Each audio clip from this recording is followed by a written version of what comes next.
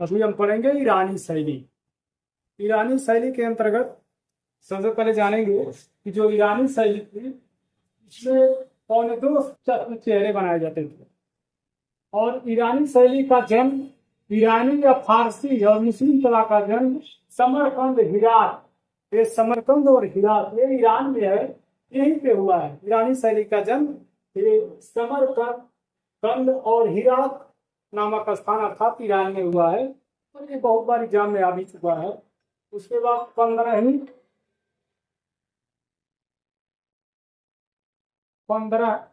शताब्दी में फारस की यह कला तैमूर वंश की संरक्षण में उत्कर्ष को प्राप्त हुई।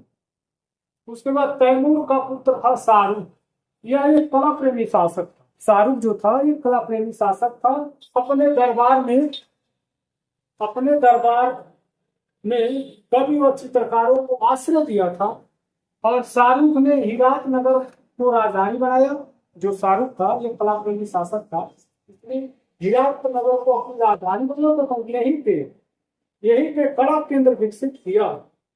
भारत में देखा जाए, भारत में अकबर से पहले जितने भी मुस्लिम शासक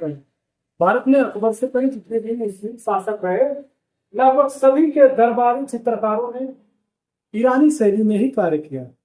उसके बाद आता है उदाहरण के तौर पे बाबर व हुमायूं के काल में इस शैली में भारत के स्थानीय शैली का फूट देखा जा सकता है। उसके बाद से है 15वीं शताब्दी के उत्तरार्ध में हिरात शैली का प्रसिद्ध चित्रकार बेहजाद हुआ था।